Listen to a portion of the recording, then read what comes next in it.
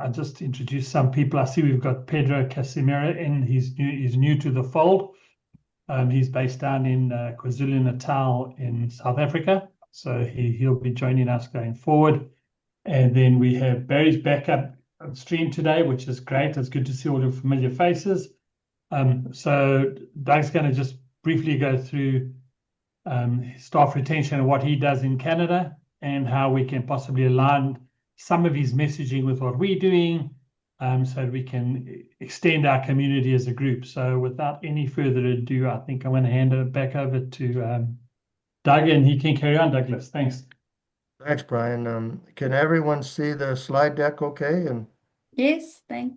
Okay, we're good to go then. So, well, again, welcome everyone. I think it's a great opportunity to have some direct discussions with the team on these issues. And, I can outline again a few of our thoughts about this, but I welcome input. I think there's a lot of expertise here. And, we certainly don't have all the answers, but I think collectively, I would suggest that we're in a strong position to address some of these challenges. So let's go ahead. So, Doug, Douglas, do you want to put it on big screen? Yeah, I can do presentation that. mode. Makes it easier for us to see. Okay, let me find. I'm not maybe the best at this, but I'll see if I can make this work. Go to the bottom right-hand side of your screen, and you'll see a little TV down there. The TV down there. I think it's the just near where it says 41%, just to the left of that. Oh, okay. Yeah. That one there. That one. All right. Now I wanted to have my. Can you see it now? Full screen? Yeah, well, we can see your notes now as well. So that's fine. If you want to page up to slide 1. I don't really need them. I think, how do I escape this maybe now then? All right, let's do it again here. Sorry, my apologies. No stress. There we go. All right. So anyways, I think one of the key issues is that the workplaces are changing significantly. And we see this across all industry sectors and all geographies. And I think it's a global issue. And it's really a sign of the times. But, we're certainly seeing a lot of changes in technology and new AI advances. You're seeing increased stress and burnout and mental health issues in the workplace. There's now, I think, 5 generations in the workplace, and they all have different approaches and different attitudes, different beliefs, different values. So that's a challenge, I guess. And you've got working from home and hybrid models, merger activity and competitive pressures. I think everyone's familiar with the VUCA acronym, where you have volatility, uncertainty, complexity, and ambiguity, and changing roles and responsibilities. And, I think when we look at the global trade issues now, and I think everyone's probably affected by this, but I think with the new administration now in the U.S., there's, certainly some ongoing trade and economic issues with the new tariffs. And so it's really becoming more complex and more difficult, I think, to achieve success in today's business. So, but at the same time, I would say that workforce needs and demands are also changing. And we see now that employees want more work-life balance. They prefer remote work versus going into the office every day.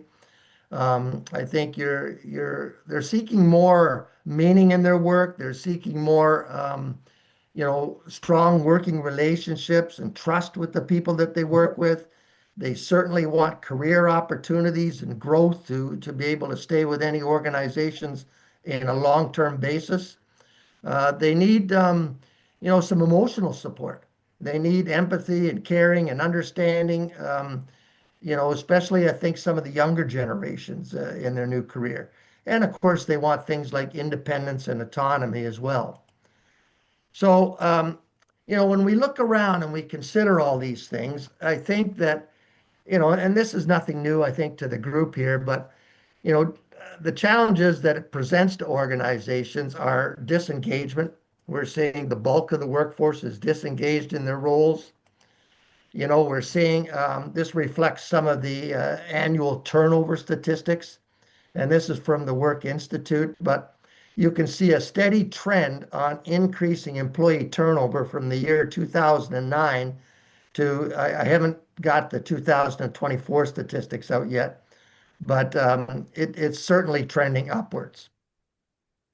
At the same time, we're seeing labor shortages in several sectors. Healthcare is one, where, to be able to recruit nurses and technicians, it's not as simple as just putting an ad in Indeed or something like that, and you've got an employee. It's becoming increasingly challenging to recruit the talent and the skills and the abilities that you need. And this has been reinforced in a lot of conversations we've had with other people in the industry, some working colleagues and partners, and companies that we've talked with. They all are finding it more difficult to recruit talent. This just shows the cost of turnover. Again, it's very similar to that chart a few minutes ago that showed the increasing trend in turnover. And I think part of it is reflective of the salaries. People are earning more money, but I think annually now it's almost $1 trillion. Sorry, is it 1 trillion or 1 billion? I can't remember, but it's huge, huge numbers as a result of employee turnover. And these go directly to the bottom line. These are directly impacting your cost. So I think most organizations are focusing more on attracting and retaining talent. And I think also we're seeing them, want to have a stable workforce. They want a productive workforce. They need an engaged workforce. They want to minimize absenteeism. But these are all real challenges that any business with a significant workforce is dealing with on a day-to-day basis. This was just a research report that, when we look at things that like trust and strong working relationships that are so important to employee retention. I read a report just recently from global leadership, was from DDI. And it said, from 2022 to 2024, trust in immediate managers took a dramatic nosedive from 46% to 29%. Well, when you're trying to retain talent and engage talent and build a productive, talented workforce, that's an important issue. That's a real challenge, and I think it's beginning to have real impacts on organizations. So it suggests that organizations that marked improvements in leaders' effectiveness, engagement, and retention. 11 times more likely to trust their manager when the managers get active support. We see employees who receive feedback from managers are 9 times more likely to trust their manager, and employees with managers who are effective coaches are 9 times more likely to trust their manager. So when we look at this collectively and combined, I think the impacts on organizations are staggering. They're becoming real concerns. So we have cost, of course. There's tremendous cost in employee turnover challenges with recruitment and retraining, and impacts on productivity and performance, the operational side of things, quality, overtime, all those things. It impacts their brand, their ability to be what you would want to call a preferred employer in the marketplace. And if they're not a preferred employer, if their name and their brand takes a hit or suffers because of their reputation, it's going to become even more difficult to attract talent. Quality and performance issues, I mentioned that. Increased difficulty, we talked a little bit about that. Morale and engagement levels. These are the very things that drive high performance and productivity. And if they're at all-time lows, you can imagine the impact on their ability to uh, be productive in their workforce, achieve their goals and the objectives and all those things that are important to the organization. And lastly, of course, the impacts on profits and success. I think it's really important to understand in our work that all employees are different. Each one has their own unique needs and interests and goals and challenges and desires and everything else. And if you're going to really, in my mind or in our mind, address these issues, you have to have kind of tailored solutions or customized solutions that meet the individual needs to a certain degree. Now, I'm not suggesting that you're going to be able to meet every individual need of every employee in the organization, but I think if you can identify the top ones, like maybe the top 3, 4, 5 needs and interests that are important to the employees, you're in a stronger position to kind of customize that work experience so that they can enjoy the experience more. They find it more rewarding. They're not interested all the time of exploring different career opportunities. They see a future for themselves with the organizations. And of course, all of these things impact employee retention. This is just some examples because I think often people don't understand how crucial the manager is in the employee retention process.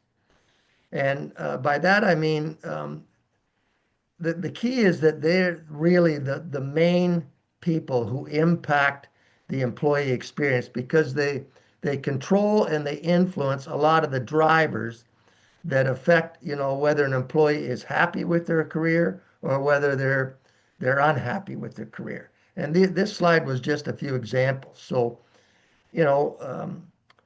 they're 87% less likely to leave when employees are highly engaged. Who controls employee engagement? Well, Gallup suggests that the manager, the direct manager, is the most responsible person for employee engagement. The managers control workplace culture and psychological safety. Psychological safety is a growing concern. People are often, I think, reluctant to express their true views or their real true feelings. And I think that managers that can make them feel comfortable and cultivate and encourage their thoughts and opinions are in a stronger position to build those relationships. Managers have a key role to play in career growth and development. And again, this is one of the number one drivers of retention. If people are not feel they have an opportunity or a future with the organization or can build their skills, chances are they're going to find somebody or an organization that will. And another statistic there says 94% of employees say they would stay at a company longer if they invested in their career development. Managers really shape the work-life balance and well-being. Managers control employee recognition and motivation. This is another key driver.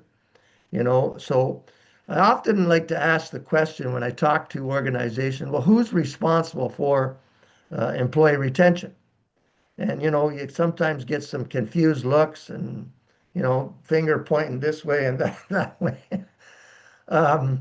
But the reality is everybody has a key role to play. I think that owners and executives have to invest the funds and the resources and the budgets, and they have to establish goals and set priorities for the organization.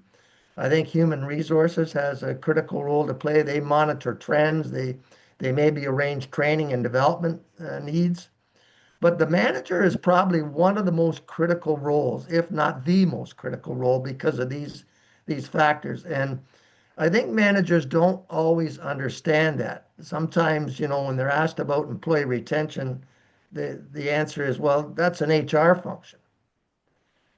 you know, or they might suggest, you know, I have other report priorities. My job is to get the results achieved. But increasingly, I think organizations are starting to understand that the managers are critical, and the people skills and the people interactions are you know, have to be developed as well. It's not just all about performance. So just to list a few things that the managers have to do: communicate transparently, show empathy and care, recognize and appreciate contributions, be consistent and reliable, encourage growth and development, you know, conduct regular one-on-ones, solicit and act on feedback, foster team collaboration, and provide clear expectations and goals, and lead by example. So those are all key things. So I think talent management really must be focused with strong strategies and solutions. And, you know, a few things here. I think a lot of organizations focus very strongly on talent acquisition versus talent retention. And I think there has to be more of a balance or more of a complement between the two. And, you know, I look around at organizations now and they've got a VP of talent acquisition, they've got a director of recruitment, they've got, you know, they're spending all kinds of money on Indeed ads and LinkedIn ads and working with headhunter and recruiting agencies. Yet I don't often see as much focus or commitment or budgetary dollars and positions related to employee retention.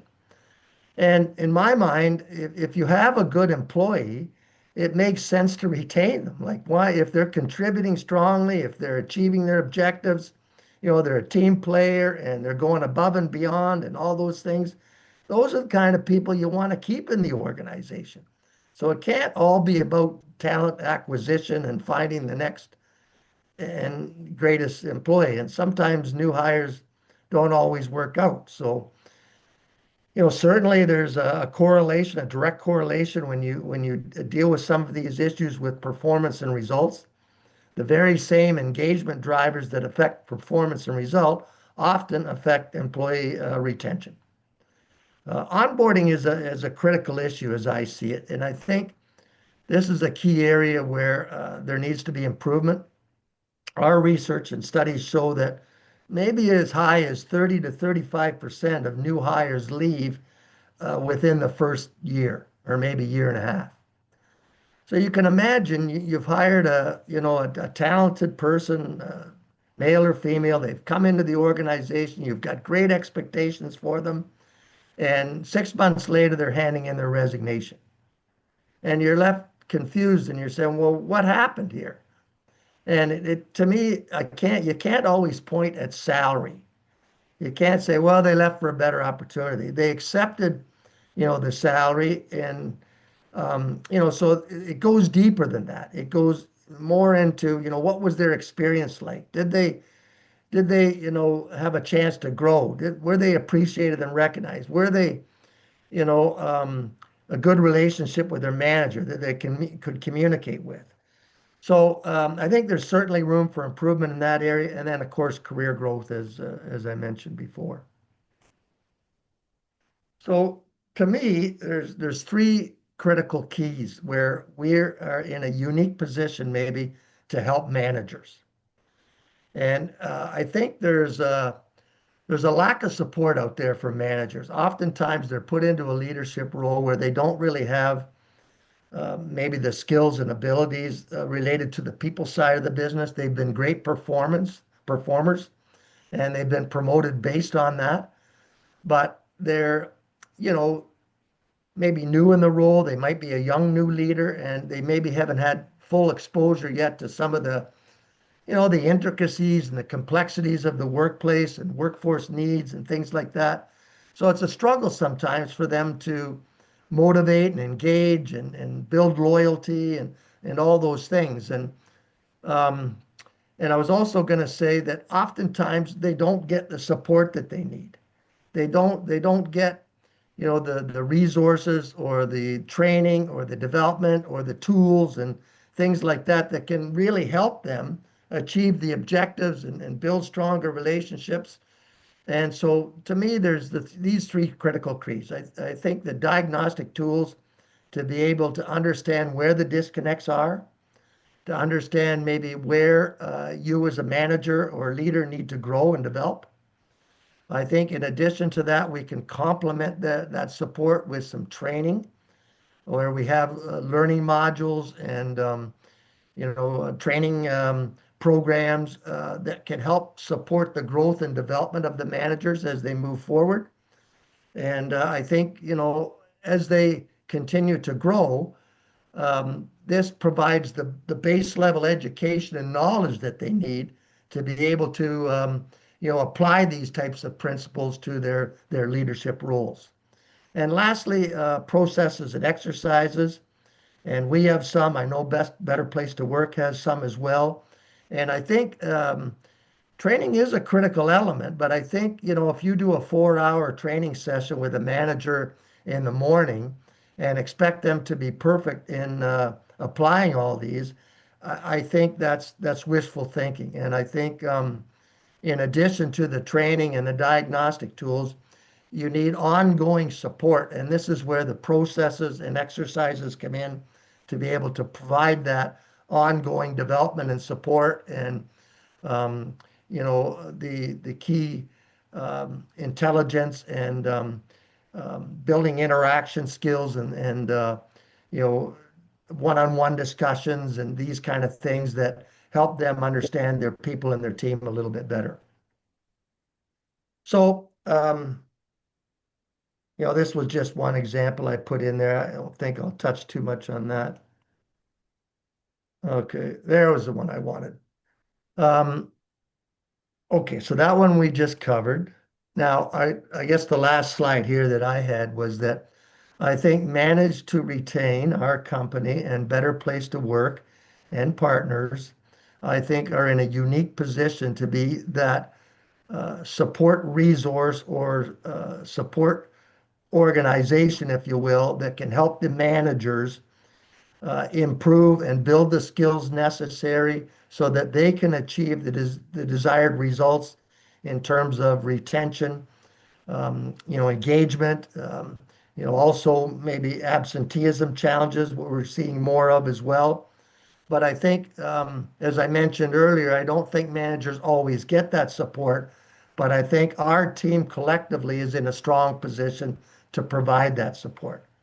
So that's really all I kind of had today. And I'm happy to answer any comments or thoughts or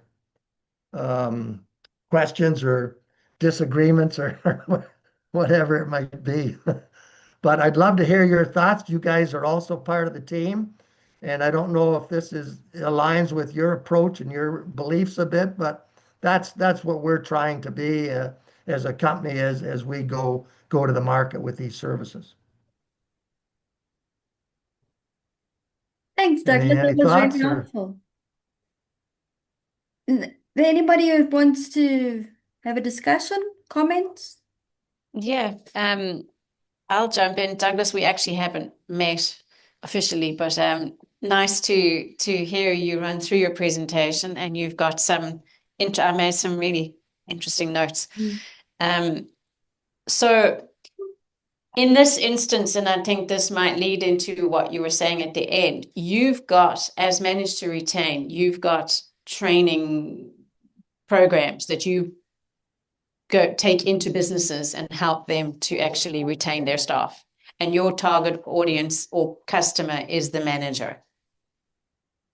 Well, I would say our target audience is the manager, but the people that make decisions on, our services and our partners, collectively our work together with Better Place to Work would be probably an owner or a senior executive that would really be in the position to say, employee retention is a priority. We're seeing increased turnover. It's costing us a lot of money. We need to find solutions to this. And that's when I think they would engage a company like ours to do it. But primarily, our work is with the manager. I would say the manager and the employee team. It's that immediate work environment where I think we can have an impact.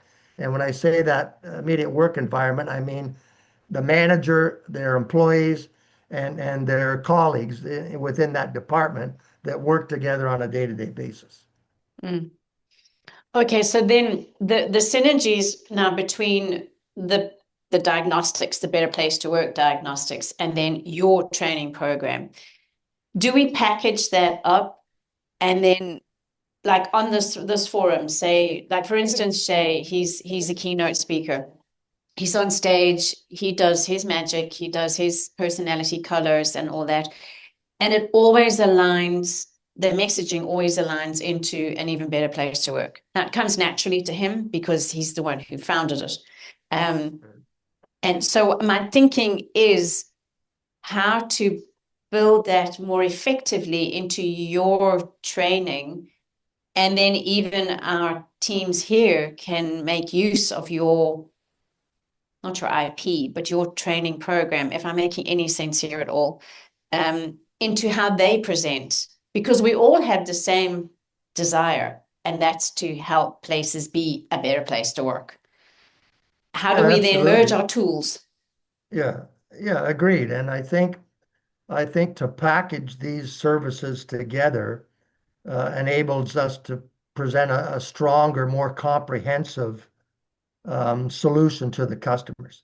They can be sold piecemeal, I think, depending on the needs and the budgets and everything else of a customer. But I think collectively, if we can say, if you use that example of those three-step components, the diagnostic, some of the training modules, and the processes and exercises, I think that's when they're packaged together is the strongest solution we have available to offer. And I hope that answers your question, Ola. I'm not sure if that's exactly what you were looking for. Or... Yeah, it is. And it's to get more of the collaboration here, where what you do could help Barry or Pedro, even Shay, that kind of, and then vice versa. That's what this platform is here for. Agreed. And I think that makes perfect sense. We're all here to kind of help one another. So, if somebody has some expertise that is valuable to a client or can help us bring a more better solution to the customer, then by all means, let's talk about it and see how we can prepare a customized kind of package that will best meet the needs of the customer. If I can jump in here, thanks, Doug, for your presentation, and you're highlighting some very important issues that we have to deal with in the workplace. And you're talking about things like trust, retention, and giving us, if you like, the theory behind all of that. And then towards the end, bringing in the how-to. And as you say yourself, that provides a nice balance between the theory and the how-to. And everything that you were talking about, trust, I'm going, Better Place to Work does that. And we're back to the metaphor, it's the car. We give it the car, not the theory of the internal combustion engine. That would be for you with your people. But then in terms of actually how do we grow that trust? How do we improve the retention rates? You're going to find every time you were talking about all that good stuff, I was going, yeah, it does that. Yeah, it does that. It does that. Yeah. No, absolutely. And I'm a firm believer in the work that you're doing at Better Place to Work. I think, there's two diagnostics that I think are very valuable to help managers understand where disconnects and challenges are. And your other one, I think it's called Working with Me. Brian might be able to tell me there. But I think it's directly provides an opportunity for the manager to learn where they maybe need to grow as an individual or how they can better connect with individuals to support their needs. So, I think they're very important in this process. And then I know that there's also exercises that Better Place to Work has that can reinforce and further develop some of these relationships and experiences that employees enjoy. So it's a good fit, no doubt. I think the program that you're talking about is Work With Me. Work And with that, me, yeah. yeah, Yeah. and that, I think maybe Shay, when you have your session in a couple of weeks' time, maybe you want to touch on that because you know that program better than all of us. Yeah, It might be interesting for all of us to have a look at and see how we can actually build that into what we do. Because I know it's not a well-known program. We haven't taken it out of its box yet and let it free. So it might be a good opportunity for you to do that when you have your session. right. That would be great. Um, because we all have our own ways of working, and suddenly, oh, I forgot about that bit. Oh, I didn't realize it does this. So a good recap, putting it all together. Um, Yeah. Yeah, to just make a further comment on that, Brian and Shay. Managers are not mind readers.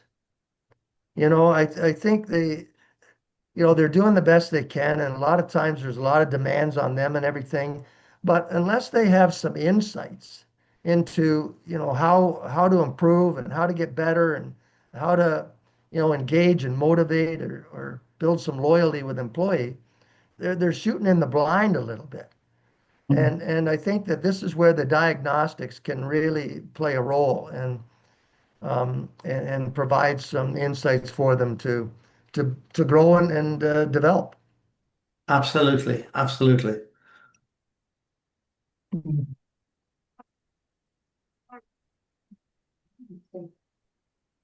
Any other Um, thoughts and I or was I comments? was I was listening to, and the one thing that you mentioned, Douglas, was psychological safety, Yeah. being the foundation of innovation and trust. Because without that, you people don't engage. And I thought, well, I've never heard of the word psychological safety in the context of how I present the brand. But actually, after listening to you, I thought, well, that's quite a nice way of actually just plugging it into what we do, because really it's all about trust at the end of the day. And people who feel safe actually speak. People who don't feel safe don't speak. So yeah, it was an interesting observation for me, because I've never thought of those words to use, Yeah. and their relevance. I think, no, you're right. And, I firmly believe all employees have a choice. For who they work and why they work for them and things like that. So our focus really is centered around that employee retention. But unless you have a valued experience in your work, chances are you're going to move on. And I think that psychological safety is one component. There's several others that we talked about today. But in the end, it's really about, their collective experience. And when you have too many negatives versus positives, again, chances are you won't be able to retain them. So, psychological safety is a positive, recognition is a positive, autonomy, things like that are a positive. Working relationships with their boss is positive, but they can also be negatives. If you don't, if you're afraid to speak out about something or you don't get along with your boss and those negatives start to pile up, again, I think often an employee is going to be looking for another position. And at the end of the day, it's always about needs. That's how trust grows when you're focused on the other person's needs. If you're not focused on their needs, but only your own needs, now mistrust appears. And Better Place to Work provides the tools to do that. That's its big difference. It is the car. Yeah, and you can drive the car without knowing the theory of how a car engine works. You can do great leadership things without being able to spell the word, transformational leadership. Yeah, that's true. Yeah, agreed. Douglas, it's Barry here. Could I ask one query in terms of the Gen Zs that we are facing of one of those 5 generations? And people tend to look at people that are staying with an organization for longer than 2 years and say, hey, what's wrong with you? Why can't you move? How does that impact on your manage to retain processes? Well, I think the different generations, especially the younger generations, is really becoming um, maybe a retention challenge for organizations. I think it's due to their expectations and their desires. And this again goes back to what type of experience they want. And, I think you'll hear a lot of times executives or managers complaining that, they want to be the president within their first year, or they want this or they want that. And they do have different goals and desires than I think us, and they grew up in a different environment. I mean, they grew up with a phone in their hands, and social media and relationships are more important to them, and purpose and meaning is more important to them. Environmental things are all more important to them. I think to some degree, anyways. And so I think unless as Shay said, unless you can meet some of those needs, chances are they're going to turn over. And I think that we're seeing that in some of the onboarding comments that I made, where you bring in a new employee, maybe a Gen Z or a millennial or whoever it is. And, if that isn't a positive experience for them in the first 6 to 8 months, the chances are they're going to move on. Now, the flip side of that, Barry, what you mentioned is that, if they're not, people are asking them, are you still in that same role? Why haven't you moved on? Well, I think that goes back to the career growth and development part of the equation. And by that, I mean, if they don't feel that they're given an opportunity to grow, or if they don't feel that, they've had some training or support, or, maybe experiencing different roles, or chance to build their skills, and work with, their passions or these kind of things, I think they will move on. And but I always believe that an organization that does this properly should be looking at these things. They should be trying to say, all right, how are we going to develop this, support this employee's career goals and things like that. And I think if that's done and done effectively, then I think, it's not going to be a case of, well, I'm still with the same company, I better move on. It's going to be more of a case that, they're treating me well, I have an opportunity to grow and advance, and this is why I'm going to stay here. Does that answer your question? It really does. Thank you very much. Yes, I mean, the managers are generally the older generations of those 5 generations you mentioned. And it's a fact that people resign managers rather than resigning jobs. And if the manager is not able to meet the subordinates' needs, chances are there will be a disjunct and the person will want to move on, which is part of the training that the managers need to receive, of course, to know how to go about retaining their subordinates. Thank you. Yeah, no, you're welcome.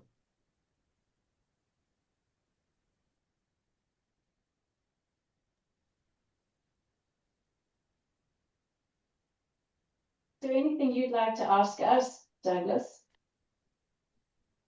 Well, I think I know I've had some conversations with some of the people here, not everyone yet, but maybe as we move forward, I'll have a chance to connect directly with people and learn a little bit more about them, about their skills and their abilities and their experience and things like that. And I think these are challenging times in the workplace, and I believe that it's always helpful for me to learn from other people about approaches and ideas and strategies on how we can make this better. So I look forward to more interacting with the group, but that's maybe the only question or thought that comes to mind right now.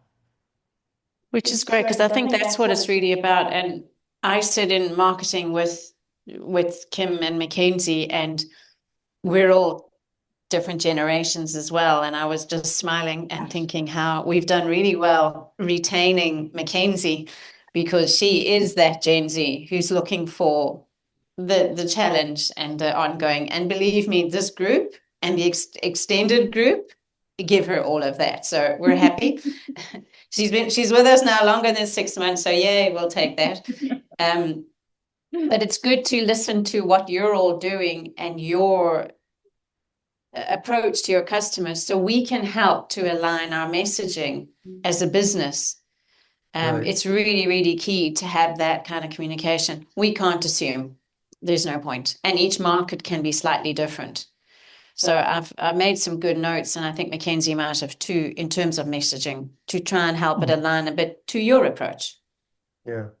No, that's a great point, Orla. And I think in today's world, as we try and build our market, build new clients and convert prospects and all those things, marketing is a critical aspect of what we're trying to do. And as we look at what content and what messaging is going to resonate with these people and really help them understand, that the pain points that they're working with, there are effective solutions, and these effective solutions can provide very attractive ROIs when done successfully. So I think, it's about getting that message out there and, through content and emails and, blog posts and whatever it might be. But I'm always open to finding ways we can, better market and better resonate and connect with our target audience. And so absolutely. Great. We'll keep feeding it through, please. We feed off that. Yeah. Okay. Brian, any final words? Guys, I think, look, it's great. It was a really informative session, and I appreciate your input, Douglas. We've never had a lengthy discussion about how you manage to plug Better Place to Work into what you do. And after listening to you, it is a natural fit. It just fits beautifully. So I think it's important as takeaways for all of us to have a look again at your presentation and see how we can align some of that information into what we do and how we pitch. Because at the end of the day, we're a community. Every single person that I'm looking at on the screen here has invested in this business, financially, time-wise, however they've done it. And so as a community, if we're not taking the gems out of what you give us and the gems out of the next speaker and creating our own symbiotic relationship with Better Place to Work and the bigger community, then I don't think we're fulfilling our true potential. And I think if we don't make our business a better place to work, which we're trying to do with these sessions, how can we go out into the world and say, let's make the world a better place to work? Yeah, so hats off to everybody that could make it today. It was a great session, Kim. Your planning is, as always, is brilliant, and it's good to see you getting more and more people on board. We had 12 people on board today, so that's great. And we look forward to the next one. Kim, anything else? Thanks, Douglas. We really appreciate your time, and thanks to everybody for joining us. On Tuesday, the 10th of June, is our next spotlight speaker, which is Shay. I hope you can all join us for that. Thanks. Have a great afternoon.